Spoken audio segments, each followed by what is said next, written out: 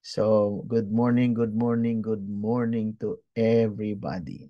Let me share po my screen as we start.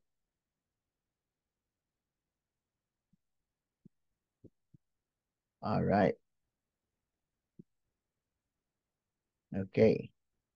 We are talking about Atomy, business as mission. And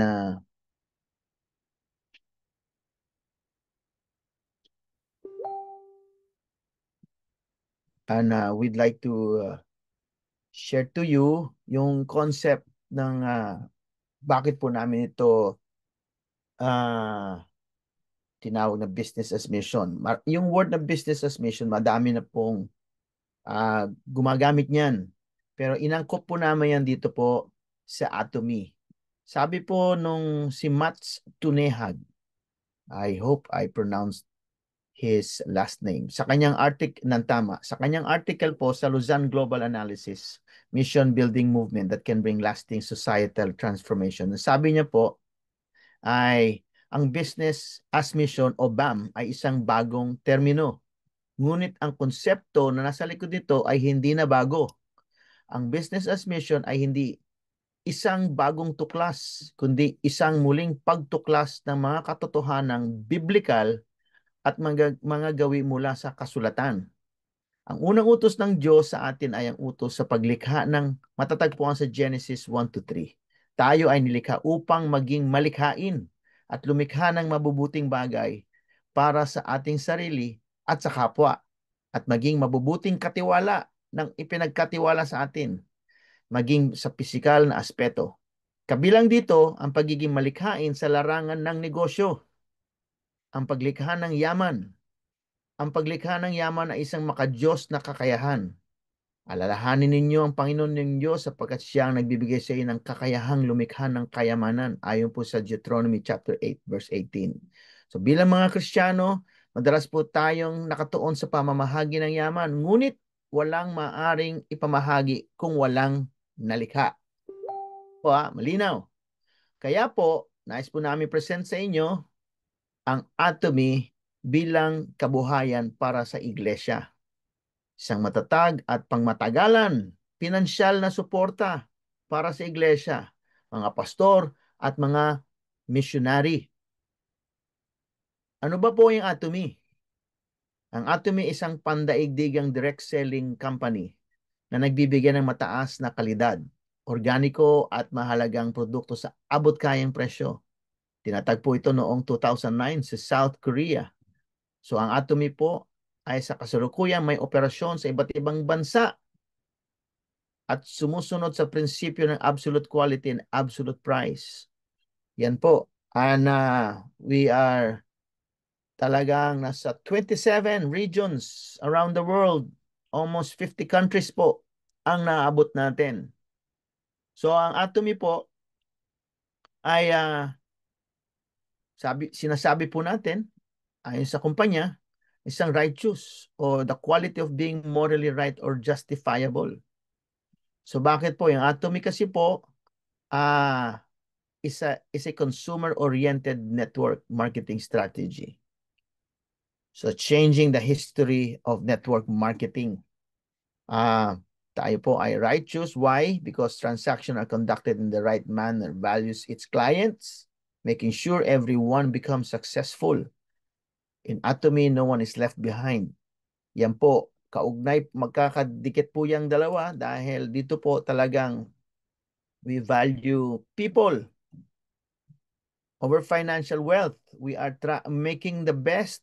Dito po sa team namin, sa Sambahayan Ginto, we are making our best na talagang gabayan at sundan ang tamang panuntunan. And to me, it's a business because we have products that are higher in quality at more reasonable prices and sell them through distribution channels. And we will talk about young distribution channels. It is a legitimate business. Bakit po? Dahil tayo po ay may produkto sa pangangailangan natin. Okay? Sa ating sarili, kalusugan natin, at nutrisyon, mga gamit po pang araw-araw na gamit sa bahay. at mga pagkain at mga iniinom. So wala po tayong hinihinging puhunan dito para po pagsimulan natin ito. Walang bayad sa pagpaparehistro at walang buwan ng kota. Ito po yung business na hindi po kayo obligado o pinupuwersa. Walang pinupuwersa dito. You know? Nasa inyo at ayon sa inyong desisyon at commitment. Bakit nyo gagawin itong business na ito? Para po mangyari ito, ah, ang sabi po,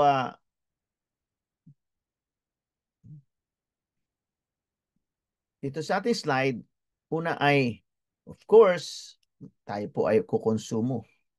Tayo po ay bibili ng mga pangangailangan natin na yung alam natin, no? Sa ating tahanan, ano mang kailangan natin. Tulad po, alam niyo po yung mart, yung mga tindahan, may cashback yan, di ba? Meron po kayong mga rewards. Dito po sa Amerika, rewards. Every time you buy, as you consume. Ngayon po, dito po sa Atomy ay hindi lang kayo may cashback, pero meron kayong economic gain and income, yung komisyon. So we will talk about that, kung paano nangyayari yan. So bakit natin po ito inaadhika na makatulong sa bawat churches? Dahil po, tingnan nyo ito. Bakit po magandang programa ito para sa church or livelihood program? Ito po ay isang example ng church budget na trending o nangyayari.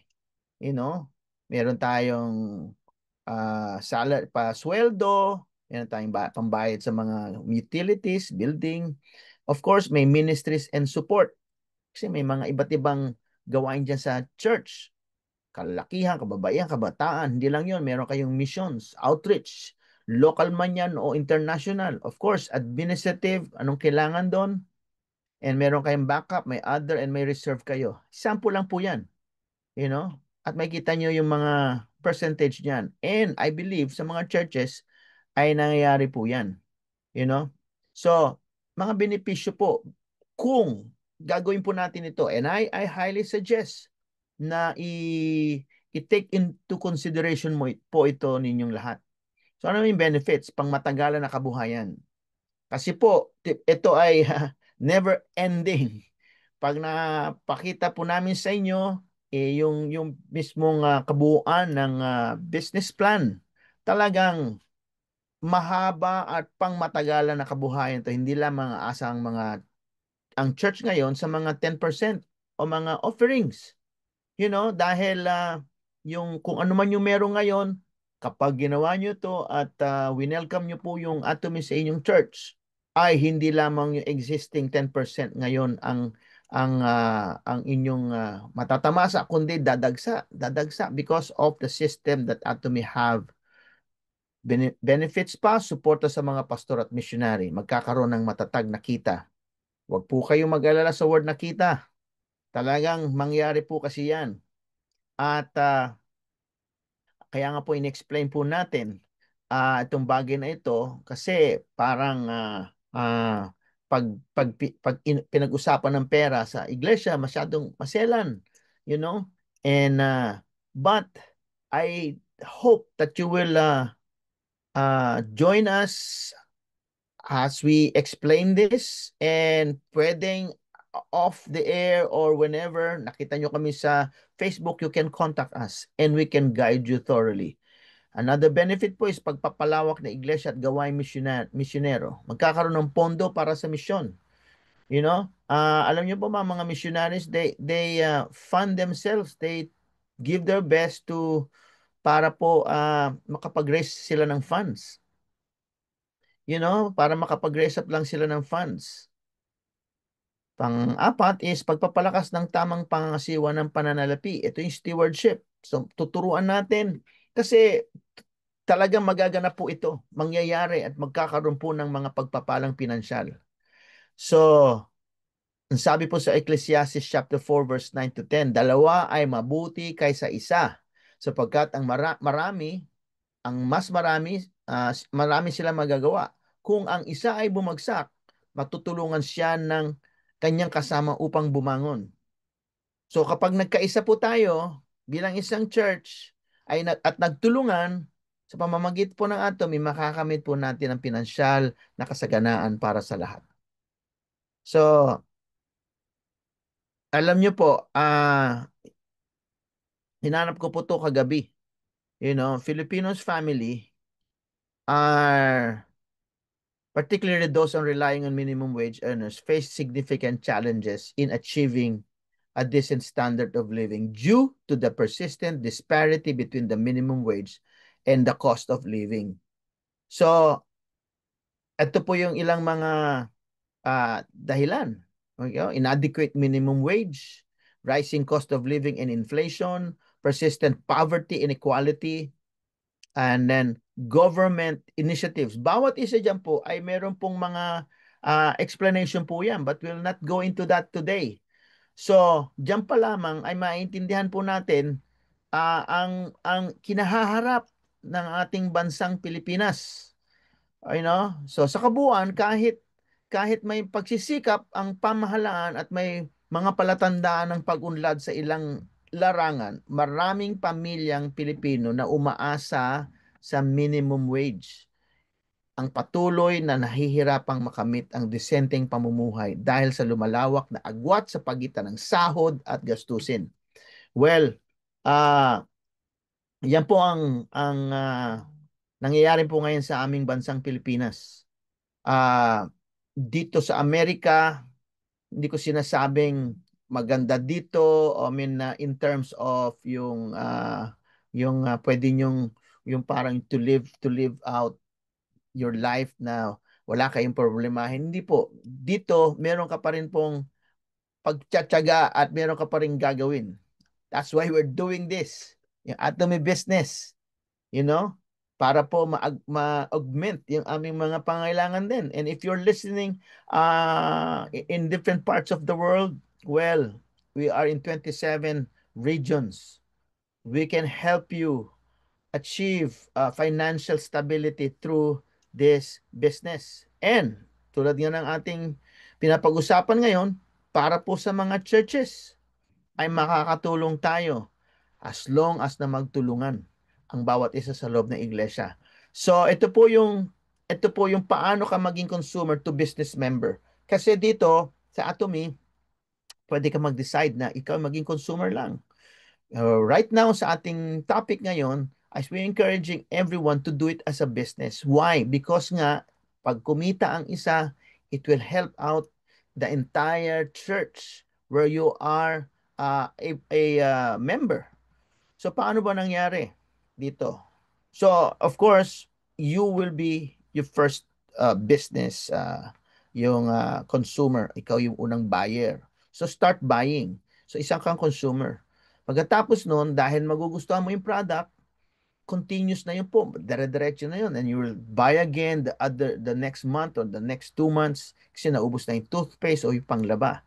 So that means magpapalit ka na ng tindahan, change main shopping mall to Atomy Shopping Mall.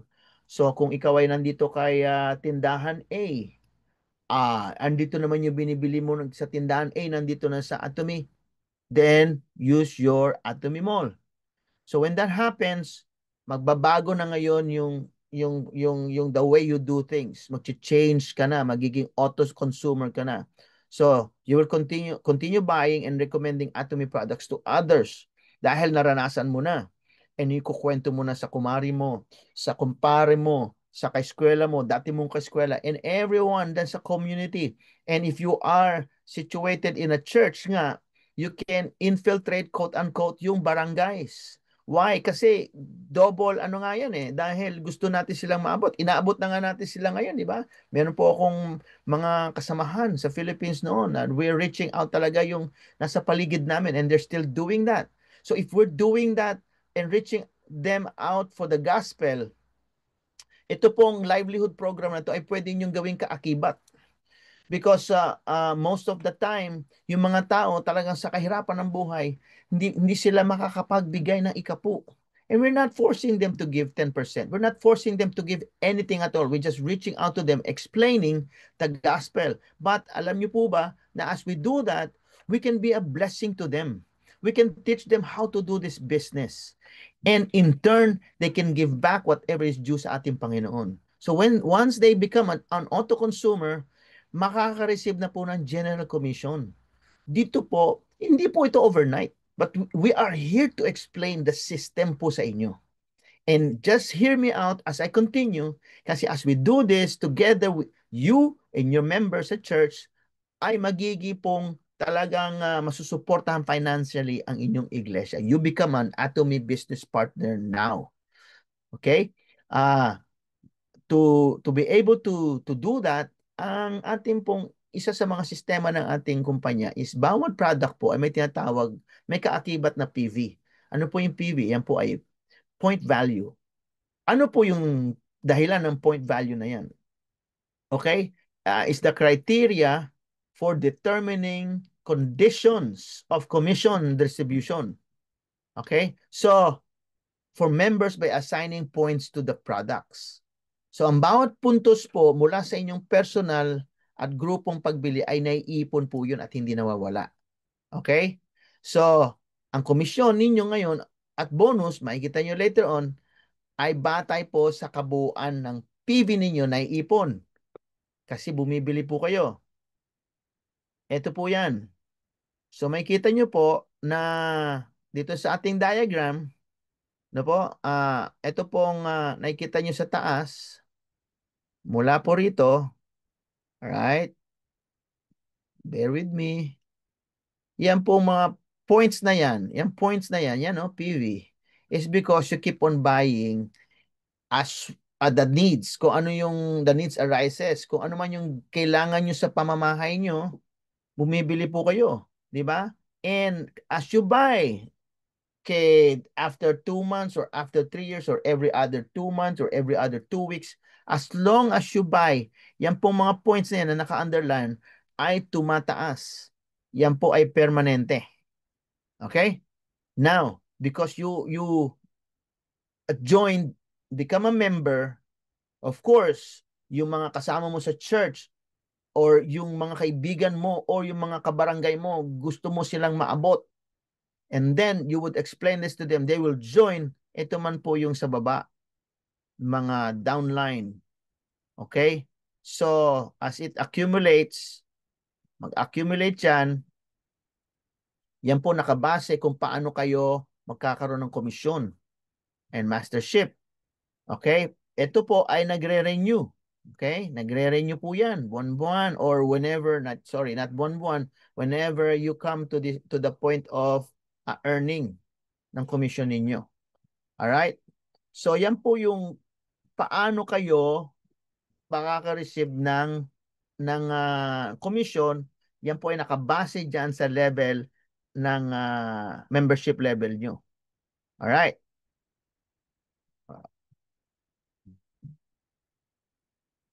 Now, simple lang po yung kitaan. Sistema ng kitaan sa church. Una, ang membro ng iglesia ay magpaparehistro ng libre. at magsisimulang gumamit ng ating product. Simple lang, di ba? Simple lang. Alright? Pangalawa, anyayahan nila yung kanilang family, friends, co-workers, o mga kapitbahay. And yan na nga po yung inyong barangay, kabarangay ninyo. Simple lang yan. Habang mas maraming membro bumibili ng Atomy, lumalaki po yung network ninyo. Okay? Yung grupo ninyo. Nagkakaroon ng komisyon, magkakaroon na kayo ng komisyon na magagamit para sa mga proyekto ng simbahan. Yan lang yan. Okay? So, ano po yung 4 types ng komisyon? Una, may general commission, may mastership commission, may mastership promotion, and center commission. For the sake of discussion, tatakil lang po natin yung general commission. Alright? And para mas makita ninyo yung kagandahan nito. General commission, ganito po yan. Ang general commission ay dapat ikaw, tapos may dalawa kang kasama, left and right. And you will not earn a commission kung wala po kayong ganyang mangyayari sa inyo. May isa sa left at meron po isa sa right. And kayo po ay dapat na merong at least 10,000 PV points. Okay? At least. Meron po kayo niyan para po kayo mag-earn ng commission. So, para ma-qualify kayo na mag-earn. Ano pa ba yung katumbas? Sabi ko sa inyo, bawat product ay may points. Ano po yung katumbas ng 10,000 points na yan? Yan po ay yung toothpaste natin na 50 grams. Dalawa nun is equals 5,800 PV na. That's 500 pesos. And ang toothbrush, isang package po nun ay 8 piraso. 10,000 PV na yan. That's 470 pesos. So, kung titingnan nyo yung toothpaste na yan, dalawa, maliliit po yun. 8 piraso yan, bale, 2 box. Plus, meron kayong kapartner na, 8 pirasong toothbrush. That's, all in all, is 10,000 plus PV. Alright? So, yan po, qualified na kayo yan. So now, di na-qualify na nga kayo, bubuo kayo ngayon ng team ninyo. Sa left and sa right. Yan po ay magtutulungan kayo, mag-strategize po kayo sa church. Mag-uusap kayo kung sino ang magsisimula at sino yung, lahat kayo magsisimula at papaano nyo ipoposisyon yung sarili nyo. And then papaano niyo kakausapin yung mga kamag-anak ninyo. Dapat po uupuan nyo yan. Dapat mag-uusap kayo. Kailangan po may isa kayong damdamin at yung dahilan ninyo. And of course, ang focus ninyo is to augment the financial status ng inyong church. Meron po ako mga kaibigan kapastoran. They're still asking for money na para bumuo ng isang lugar para turuan yung mga bata. O meron sila mga tinuturuang bata na sa kalye o doon lang sila sa kalye and then raising funds. This is the way, mga kapatid. Pagtulong-tulungan lang po natin ito. And ang dapat lang natin encourage them to switch to Atomy products. And that's it. You know? And tingnan nyo po pag yung buong left ninyo ay umabot ng 300,000 group points kasi bawat isa mamimili, 'di ba? Pag yan ay nagtotal ng 300 at yung kanan ninyo ay nagtotal ng 300, yan po ay ang tinatawag nating pairing. Pag nagkaparehas yan, buong left yan at buong right, okay? Kayo po ay kikita ng $800 per week. Per week. That is, kulang-kulang po $20 po dito sa Amerika. Per week. Alright? So, ang sistema nga, pag yan nangyari, para mangyari yan, magtutulungan talaga po lahat kayo. So, tingnan natin po to. What if, by the way, like to mention, yung kuya ko, isang pastor po din, siya po ang gumawa nitong slides na to. Dinadagdagan ko lang po ng aking mga itinuturo. Siya po ang nag-conceptualize nito. Siya po ay si Pastor Tim Saligumba at nasa Cavite City po siya. So sabi niya, what if meron kayong 100 miyembro? Sabi natin kanina, kapag nagtali, nagtuos ngayon at umabot ng 300, yung left and right ninyo, kayo po ay kikita ng 800 pesos kada week. Kada week. Alright? So, what if daw meron kang 100 members na nag-earn, yung kada isa nag-earn ng 800 pesos a week. So, kada isa. Yung 800 po yan, isang tao times 4, I think 3,200 pesos kung di ako nagkakamali. Kasi po, pag kinuha nyo yung 10% ng isang tao na nag-earn ng 800 pesos a week, yan po ang tithes niya. 320. Isang tao. Okay? Kada buwan, magta-tithe siya kasi kumita siya ng 800 pesos kada linggo. Paano kung i-times mo sa 100? Kasi 100 yung members ng church. Do the math. Iyan po. Added budget, 32,000 sa loob ng 12 months, 384 sa loob ng 5 years. Bakit 5 years? Kasi meron kasing ibang iglesia, let's do this project sa loob ng 5 taon. Kami, yung binili naming lupa noon sa aming church, I forgot how long, pero nag-project yung pastor namin na in this such and such years, babayaran natin ito. So may mga project na ngayon. In 5 years, yang tithes ng kada isang miyembro na 100, na 320 every month sa 100 members, yan po in 5 years ay 1,920,000 pesos. Pastor Joe, wala naman kami 100. Okay, 40. Do the math. The same. Okay? Meron pa rin kita. In 5 years, 768,000. You know? So, mga kaibigan, ang natin dito ay magtulungan tayo. Ngayon, talagang kung nagagawa nga natin na kumilos kasi may project sa church, so we want to achieve this, we want to accomplish this, let's do this together. Gawin natin to sa bawat churches. You know? So, let's say, hindi lang 10,000 yung iyong points sarili kasi you keep on buying, naging consumer ka talaga, nakita mo talaga yung kainaman ng product, nakita mo yung kagandahan ng product, and you keep on using it. Definitely, tataas po yung personal points nyo. Yung PV sa taas. Tataas po yan because you keep on buying the products and the products has points. So, yan po ay, yung pagbili ay nasa sa inyo yan. Walang magsasabi sa inyo, oy, mag-toothbrush naman po kayo. Oy, maligo ka naman.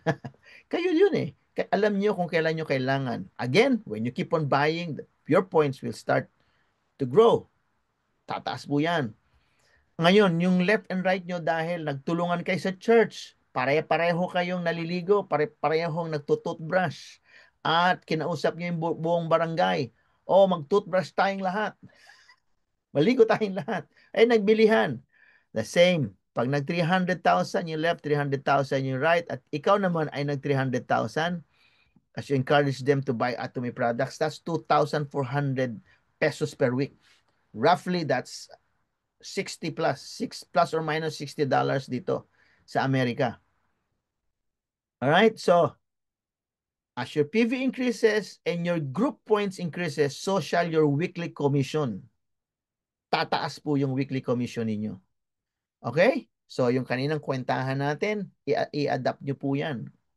So tulad nga ng sabi ko po, dito po ay weekly. Weekly po ang bigayan po dito ng komisyon. So, nakita niyo po tong yellow part from Wednesday the 4th hanggang sa Tuesday the 10th. Yan po ang bilangan. Pag nag-run ang system ng company, he will search kung sino yung karapat-dapat magkaroon ng komisyon. Boom. The following week, the 17th, yung payout. So, imagine, after 10th, the 11 dito, di ba? 11, 12, 13, 14, bibilang na naman yan. So, itong week na to, 4 to 10, ito ang bayad, payout. Yung 11 to 16, ang payout 24. Yung 18 to 20 to 31, 18 to 23, ang payout ay 31. Every week. Okay? And, pag nangyari po yan, I believe, alam naman natin lahat ito about tithes, di ba? Pinapractice na natin ito. Binibigay natin yung ikapu natin sa ating Panginoon bilang pagpapasalamat, di ba? Ang ganang kanya ay ibabalik natin. So, ang plano po sa ating church para ipatupad ito? Una, mag-orientation tayo at magturo. Narito po kami. Pwede nyo kaming tawagin, pwede nyo kaming i-message, kahit hindi nyo kami kilalang personal, but you saw and you watch this video or watch this live, we can set a date. Kahit andito po kami sa Amerika o nasaan lupalop kayo ng mundo, Philippines specifically, we can teach you how to do this. I-orient namin kayo para ituro nyo ito sa inyong churches. So ipakilala ang Atomy sa buong iglesia. Ipaliwanag kung paano ito makakatulong sa simbahan just like I did. Ituro ang tamang pangangasiwa ng pananalapi ayon sa Biblia. Stewardship, I believe na tinuturo nyo ito ngayon. Hakbang, mag-register at gumamit lang po tayo ng product. Okay? Magparehistro ang mga miyembro sa ilalim ng church network. Kung sino mauna dyan, kung si pastor man mauna, and every member ay mag-register. Alright? At magtulungan. Okay? Hikayatin silang palitan ng kanilang dating ginagamit na product papunta sa Atomy. Okay? Sanay ng mga leader kung paano ipaliwanag ang Atomy sa iba. We are also here. Kung kayo ay nasa bandang Cavite, andyan po yung kapatid ko. Kung naka kayo sa bandang Bicol, meron po tayo dyan mga leaders. Okay? Kung nasa bandang Davao kayo, may mga leaders po tayo dyan. Nasang lupalop kayo ng Pilipinas, we can connect with you. All right? So,